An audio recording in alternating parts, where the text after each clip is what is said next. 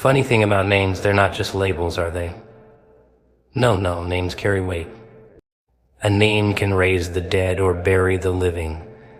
And when God whispers one into your ear, not softly, not sweetly, but like a warning siren slicing through your ribs, that's not revelation, sweetheart, that's a message.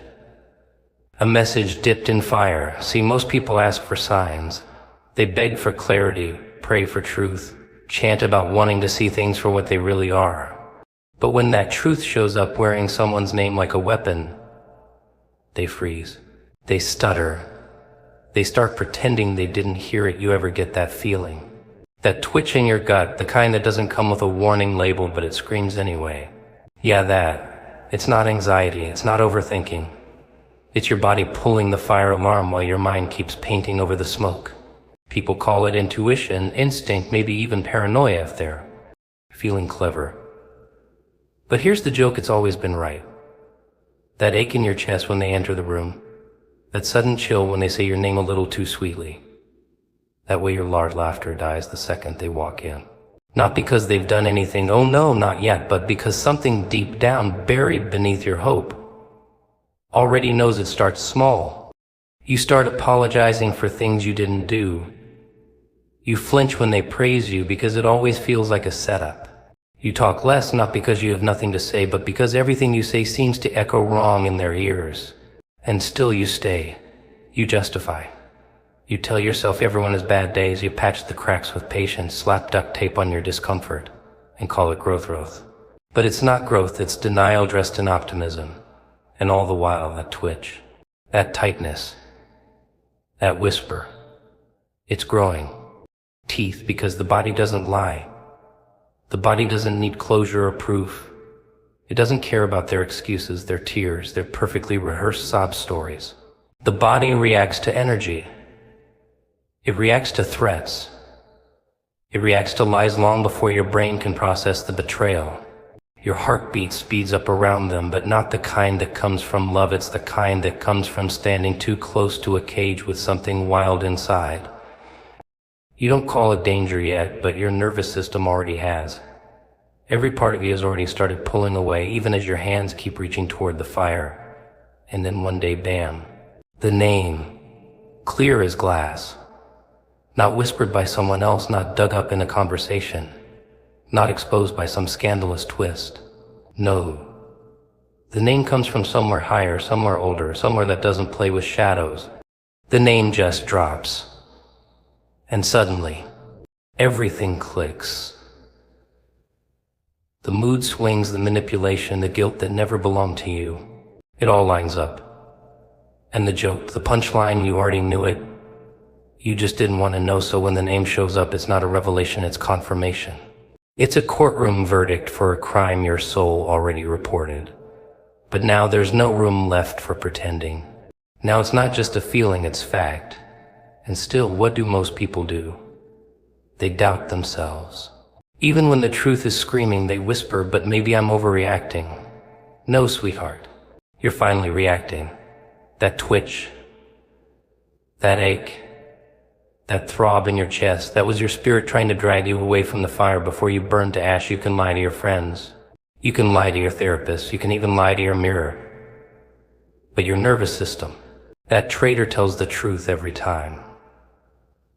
That lump in your throat when they hug you. That dizziness when you talk to them. That bone-deep fatigue after every conversation. Those weren't coincidences. Those were your alarms, internal sirens you've been hitting the snooze button on for months. Maybe years you kept trying to be the bigger person, the patient one, the yours. But here's the truth they never tell you: your body will always blow your cover.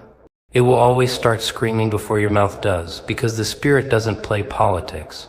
It doesn't care about your attachments. It only cares about your survival.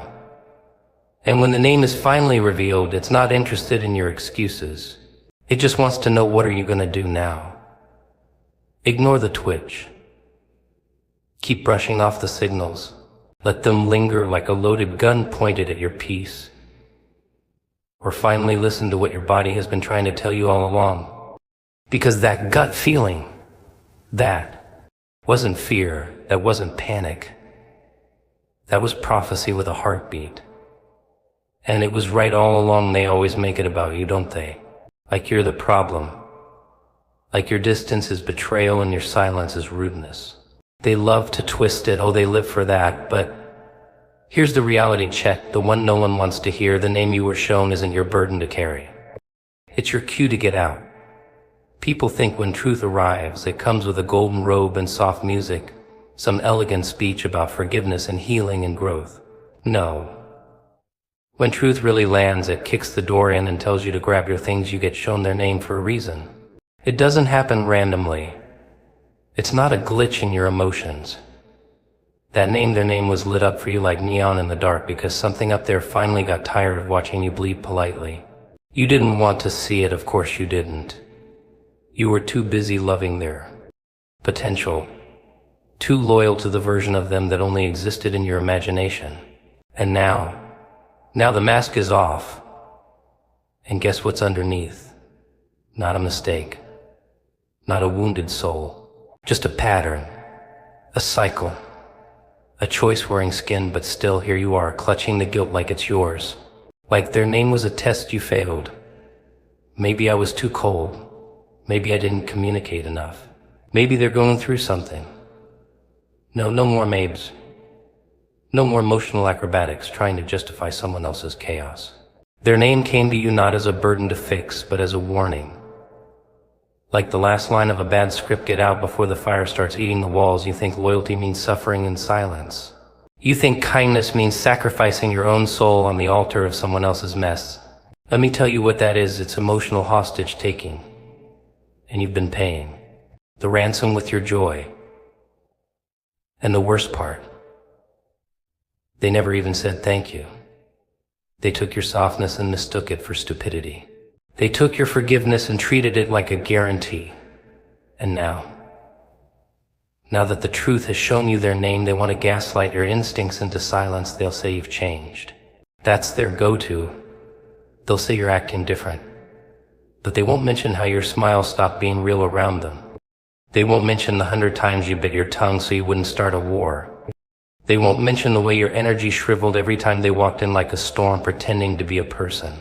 No, they won't talk about that.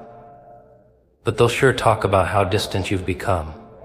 As if you owe them closeness after what they did with your trust. You want to save them. That's the most dangerous part. You still want to save them. You still remember the good days, the laughter, the moments that felt real. But nostalgia is a liar. It edits the footage, keeps the parts that felt good, and deletes the ones where you were crying in silence. You keep hoping for a plot twist. That one day they'll wake up and become the person you thought they were. But no one wakes up by accident. Transformation isn't magic, it's a decision. And they haven't made it. They don't want to, so when the name is revealed, the move isn't to heal them. It's to heal yourself away from them. Distance isn't cruelty. Boundaries aren't punishment. The most sacred thing you can do is honor the warning and stop pretending it was a suggestion. This isn't your project. You weren't born to be a repair shop for people who break you like a habit. You weren't created to be a cushion for someone else's sharp edges.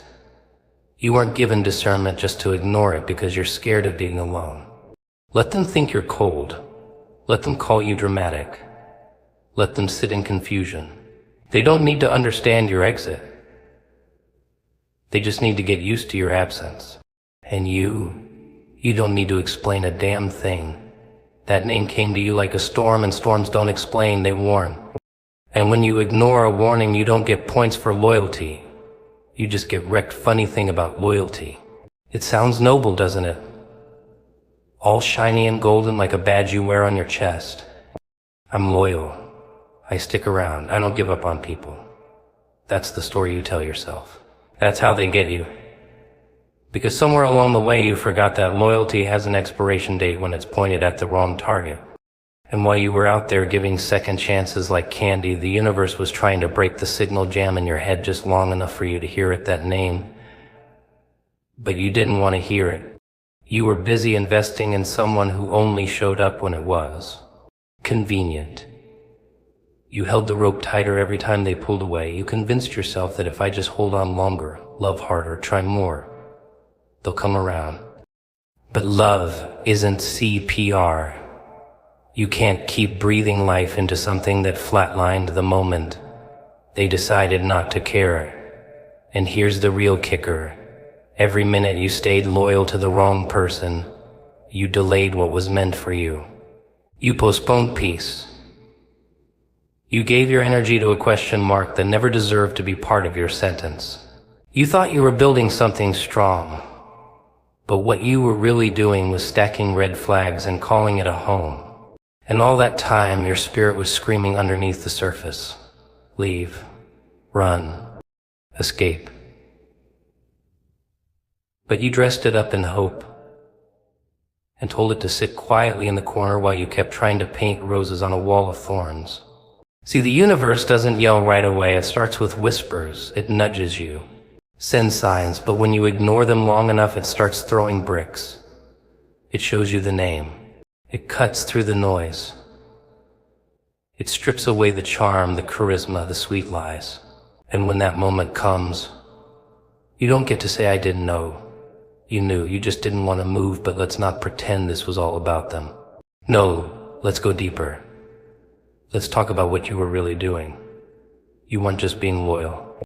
You were avoiding abandonment. You were trying to prove to someone, maybe even a ghost from your past, that you wouldn't leave, that you were different, that you were the one who stays. You made it your mission to be irreplaceable, even if it meant replacing your own joy with survival tactics. And while you were proving your worth to someone who never saw it, time was slipping away. That's the cost. That's the price tag they never show you. Loyalty to the wrong person doesn't just break your heart, it delays your destiny. It puts your real life on hold. It chains you to a version of yourself that lives in reaction to someone else's dysfunction. You stop creating. You stop dreaming. You start shrinking bit by bit, until you wake up one day and realize you don't even recognize the version of you that once had fire in their eyes and the tragedy. You still think it's your fault. You still think if I'd just been better, they would have stayed. But some people don't deserve better. Some people only exist to teach you what betrayal dressed as love looks like. And their purpose isn't to be saved. Their purpose is to be seen clearly and left behind. Because only when you let go of the false loyalty can the real blessings start tracking you again. There's no medal for suffering in silence. No award for dragging someone's dead weight across the finish line. You don't get extra credit for loving someone who keeps poisoning your spirit. What you get is tired. What you get is lost. And when you finally do wake up, when the name is etched into your mind like a final warning, that's not pain, that's clarity. That's the universe handing you the key to the cell you've been locked in, but even with the key in your hand, the door doesn't open unless you turn it. You can't outrun the truth, but you can delay your healing. You can spend years thinking your loyalty is holy while your soul is screaming for an exit. That's not love. That's martyrdom. That's self-sacrifice in a rigged game. And you already know how this ends if you don't choose differently. That name wasn't shown to you so you could keep playing hero in someone else's tragedy. It was shown so you'd stop writing yourself into their story altogether. You ever notice how sometimes you hold on tighter the more someone slips away? Like gripping smoke, thinking maybe this time it'll stay. Maybe this time if I just love a little louder, break myself into the right shape, twist my words just right, maybe they'll finally see me. But here's the catch, you weren't blind. No. That's the story they like to sell you. You didn't see the signs, you ignored the truth. You let them in too deep. But you did see. Every single thing, you just wanted to believe the version of them that never existed outside your hope. See, that's the trick. It's not that they fooled you. It's that you needed them to be someone so badly, you built them out of spare parts and daydreams. You saw the cracks, but you called them character. You saw the coldness, but named it mystery. You turned every red flag into a challenge, every wound into a puzzle you thought you could solve. You weren't blind. You were building, constructing a person in your mind who could love you the way you deserved, even though the real one never had any plans to learn, and deep down, oh, you knew. That twinge in your stomach when they spoke too sweetly. That flicker behind their eyes when they made promises. That strange silence when you needed support the most. You didn't miss any of it. You just explained it away. Because it's easier to protect a fantasy than it is to face the devastation of being wrong about someone you gave everything to. You weren't blind. You were busy dressing up their emptiness in costumes of potential. You told your friends they're just going through something. You told yourself they love me in their own way. You filled in their silences with your own words, tried to make sense of the cure to their black and white soul. But they never asked you to do that, did they? No. They just stood there and let you do the work. Let you believe. Let you bleed. Let you build this entire version of them that they never earned, never matched, never intended to live up to. You were not delusional. You were desperate. Desperate to the story to be true. Desperate for this person to be what your heart begged for. Desperate to not have to start over again. So you stayed, not because you couldn't see, but because you could. And it terrified you. Because admitting they weren't who you hoped they were meant confronting the fact that you ignored yourself, because that's the part that cuts the deepest, not just the betrayal, not just the games, not just the lies. It's realizing that the whole time your gut was screaming, you were the one who hit mute. You muted yourself for their comfort. You shut down your own insight to give them the benefit of the doubt. You stabbed your intuition in the back so they wouldn't have to feel convicted by your truth. And in the end, it was never about who they were. It was about who you thought they might become. You didn't fall in love with them. You fell in love with potential, with the idea, with the illusion. And that's the dangerous part about hope. It can handcuff you to a nightmare while you keep calling it a dream. You'll stay loyal to a ghost. You'll keep setting yourself on fire just to light up someone else's shadows. You'll bend your own morals, twist your boundaries, erase your identity, all for a person who never even brought a match to help you burn brighter. And then the truth, their name shows up. The real them stands naked in front of your illusion, and you can't unsee it. That's not heartbreak, that's awakening. That's the moment you realize you weren't blind. You were brave. Brave enough to imagine something better. Brave enough to believe in someone. Brave enough to love. But now it's time to be brave in a different way.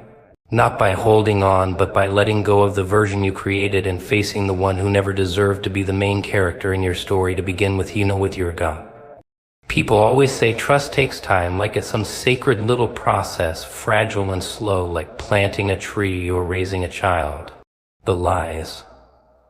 Oh, lies move fast. Lies come dressed in everything you've ever wanted. They don't need time, they need opportunity. And the best part, you gave them that. With both hands.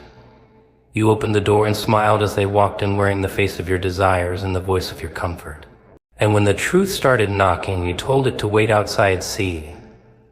That's what hurts more than anything. Not the lie itself, but how easy it was to believe it. You weren't tricked. You wanted to believe. That's the part no one likes to admit. That it felt better to cling to the lie than to face the silence. That the illusion gave you something, purpose maybe, stability maybe, a feeling of control in a life spinning off its hinges. So you ignored the cracks.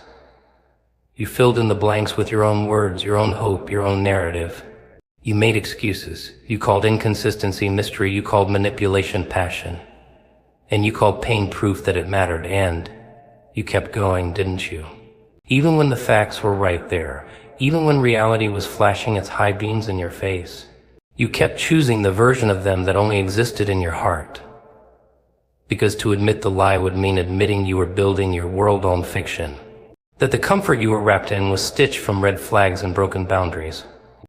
And you weren't ready to lose the fantasy. Not yet. The lies don't age well.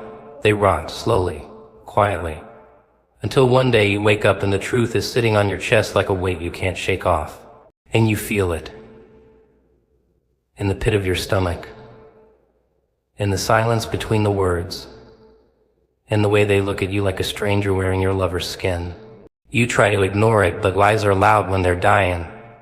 They start screaming for attention. And then one day it happens. A crack, a slip, a reveal. The truth doesn't whisper anymore. It shouts. You see their name, and for a moment you're frozen, because the lie felt like home. And even a burning house is hard to leave when it's the only shelter you've known. But make no mistake, it's burning. And you either walk out now, or you stay and learn how it feels to be turned into ashes by something you once called love. And here's the thing, they know what they're doing. Oh, they know. They didn't lie to protect you. They lied because it served them, because it was easy, because your belief in them was more useful than your truth. They saw your hope as a tool, your loyalty as leverage. They fed off the version of themselves you created and kept you close just enough to keep the illusion alive. But they never earned that pedestal. You built it for them, brick by brick. Out of every time you said, maybe I'm overthinking, every time you swallowed the doubt, every time you slide when you should have screamed, and now what? You're left holding the truth like it's a weapon. But it's not. It's your freedom. It's your release. It's the thing that finally cuts the strings. The lie did what it came to do. It taught you, not about them, about you, about how far you'll go to protect your illusion, about how much of yourself you'll give to someone who never planned to give anything real in return. You think it was love, but love doesn't hide. Love doesn't confuse. Love doesn't force you to dim your light just to keep the peace. Love doesn't require you to become small, silent, suspicious. That wasn't love. That was a performance. And now, curtains closed. The act is over. The costume's off. Their name is clear and the lie is dead. And you've got a decision to make. You can keep mourning the lie, or you can start building your life around the truth you always knew but were too afraid to admit was right and frayed.